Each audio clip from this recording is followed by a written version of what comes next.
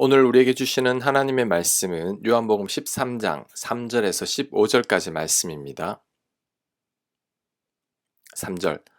저녁 먹는 중 예수는 아버지께서 모든 것을 자기 손에 맡기신 것과 또 자기가 하나님께로부터 오셨다가 하나님께로 돌아가실 것을 아시고 저녁 잡수시던 자리에서 일어나 겉옷을 벗고 수건을 가져다가 허리에 두르시고 이에 대야에 물을 떠서 제자들의 발을 씻으시고 그 두르신 수건으로 닦기를 시작하여 시몬 베드로에게 이르시니 베드로가 이르되 주여 주께서 내 발을 씻으시나이까. 예수께서 대답하여 이르시되 내가 하는 것을 네가 지금은 알지 못하나 이후에는 알리라. 아멘. 예수님께서 제자들의 발을 씻기려 하시자 베드로가 반대했습니다. 그때 예수님께서 하신 말씀이 네가 지금은 알지 못하나 이후에는 알리라였습니다. 이 말씀이 무슨 의미일까요? 지금은 베드로가 깨닫지 못하지만 이후에는 다 깨닫게 된다는 뜻입니다. 그렇다면 이후가 언제일까요? 바로 예수님의 십자가 사랑을 깨달을 때입니다. 예수님께서 죄 많은 인간들을 위해 십자가에서 죽으셨다는 것을 제자들이 깨닫게 되면 예수님의 섬김의 의도를 다 알게 된다는 것입니다. 이 대목에서 주는 교훈이 한 가지 있습니다. 바로 예수님은 기다려주시는 분이라는 거죠. 예수님은 서두르지 않으시고 변하지 않는 제자들을 묵묵히 기다려주셨습니다. 예수님은 제자들의 믿음이 없다고 꾸짖은 적은 있지만 제자들의 부족함에 대해서는 한 번도 나무란 적이 없으셨습니다. 제자들이 변할 때까지 끝까지 기다려주신 거죠. 우리 하나님도 기다리시는 분입니다. 아브라함이 이삭을 바칠 수 있는 믿음을 가질 때까지 하나님은 거의 40년 정도 아브라함을 기다리셨습니다. 소년 요셉을 애굽의 총리 삼기 위해 그를 훈련하며 30세가 될 때까지 기다리셨습니다. 모세를 이스라엘 백성들의 구원자로 쓰시기 위해 80년을 기다리셨죠. 그리고 우리를 구원하시기 위해 창세전부터 지금까지 기다려 오셨습니다. 그런데 우리는 잘 기다리지 못하죠. 하나님은 지금도 우리의 변화를 기다리고 계시는데 정작 우리는 잘 기다리지 못합니다. 늘 서두르고 조급하여 많은 문제를 일으키고 후회할 일들을 만들죠. 가만히 생각해 보면 관계 속에서 일어나는 많은 갈등도 결국 내가 기다리지 못해서 생기는 문제들이 많습니다. 예를 들면 부부간의 다툼이 있는 이유도 서로가 서로에 대해 잘 기다려주지 못하기 때문입니다. 평생을 다른 환경에서 다른 성격으로 살았던 부부가 절대 같을 수 없죠. 그래서 서로 다른 두 사람이 함께 살기 위해서는 서로가 서로에게 적응하는 시간이 필요합니다. 그런데 우리는 그 시간을 기다리지 못하고 내가 원하는 시간에 상대가 바뀌길 원하죠. 그래서 갈등이 생기는 것입니다. 부모님들도 자녀들을 잘 기다려주지 못하죠. 부모님의 기준을 정해놓고 자녀들이 그것에 맞추기를 바랍니다. 그것이 부모님의 욕심일 수도 있는데 그 욕심에 자녀가 따라와 주길 바라며 자녀들을 닥달하죠. 그래서 자녀들이 반항하는 겁니다. 그렇다면 우리는 왜 잘 기다리지 못하는 걸까요? 두 가지 이유 때문입니다. 첫 번째는 하나님의 시간을 내가 믿지 못하기 때문이죠. 두 번째는 나의 시간이 너무 빠르기 때문입니다. 그 좋은 예가 아브라함이죠. 아브라함은 아들을 주신다는 하나님의 말씀을 믿지 못해서 첩을 통해 이스마엘을 낳았습니다. 하나님의 때를 기다리지 못하고 내 시간 안에서 해결하려고 한 거죠. 하나님의 시간을 믿고 나의 조급함만을 내려놓으면 우리도 충분히 기다릴 수 있습니다. 혹시 변하지 않는 사람으로 인해 힘들어하고 있다면 제자들을 묵묵히 기다리신 예수님을 생각해야 합니다. 예수님은 서두르지 않으셨습니다. 사람을 변화시키는 예수님의 방법은 묵묵히 기다리는 것이었습니다. 그렇다면 우리도 기다려야 합니다.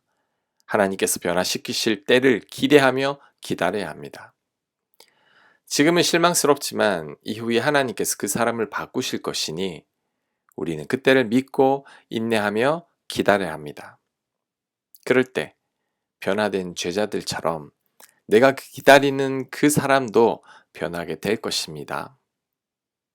8절 베드로가 이르되 내 발을 절대로 씻지 못하시리이다. 예수께서 대답하시되 내가 너를 씻어주지 아니하면 네가 나와 상관이 없느니라. 시몬 베드로가 이르되 주여 내 발뿐 아니라 손과 머리도 씻어주옵소서.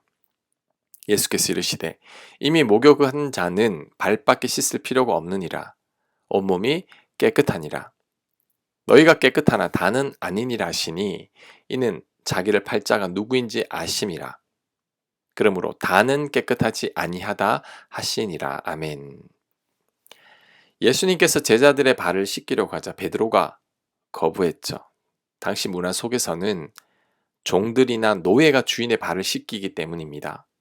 그런데 스승인 예수님이 제자들의 발을 씻기려고 하니까 베드로가 불편한 거죠.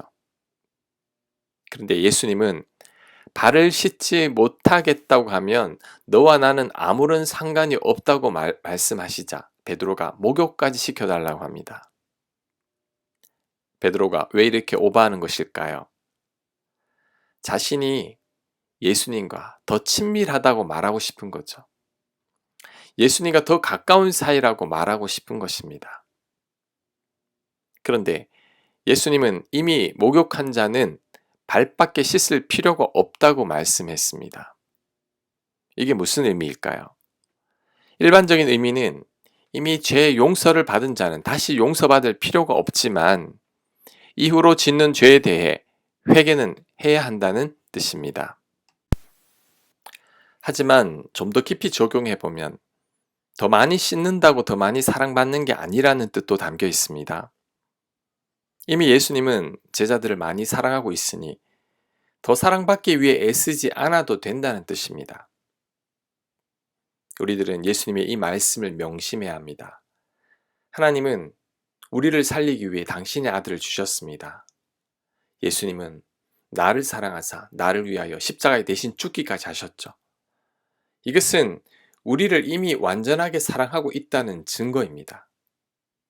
우리는 이 사랑을 받아들이기만 하면 됩니다.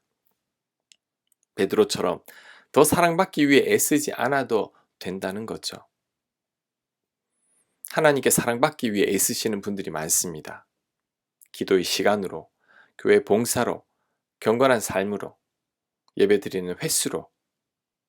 그런데 그런다고 하나님께서 우리를 더 사랑하는 것은 아닙니다. 왜냐하면 하나님은 이미 우리를 너무나 사랑하고 있기 때문이죠. 우리가 해야 할 일은 하나님의 그 사랑을 그냥 받아들이고 믿는 것입니다.